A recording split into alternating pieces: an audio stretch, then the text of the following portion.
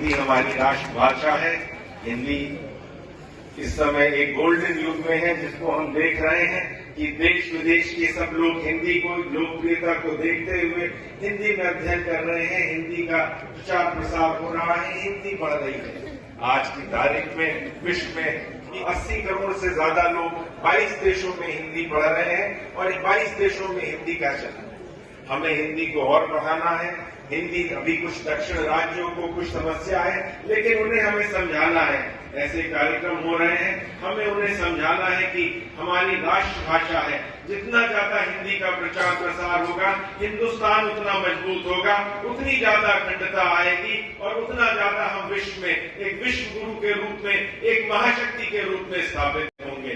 जिन देशों ने अपनी राष्ट्रभाषा का मजबूती से प्रचार प्रसार किया हो, चाहे वो जर्मनी हो, चाहे वो फ्रांस हो, चाहे वो अमेरिका हो, आज वो कितने शक्तिशाली हैं, ये इस बात से अंदाजा लगाया जा सकता है। मैं इसीलिए यहाँ पे आया कि हिंदी के लिए, हिंदी साहित्य के लिए, हिंदी के साहित्यकारों का जो सम्मान हो रहा है, उसमें मैंने कहा मेरा जो भी योगदान होगा उसके लिए मैं तैयार हूँ।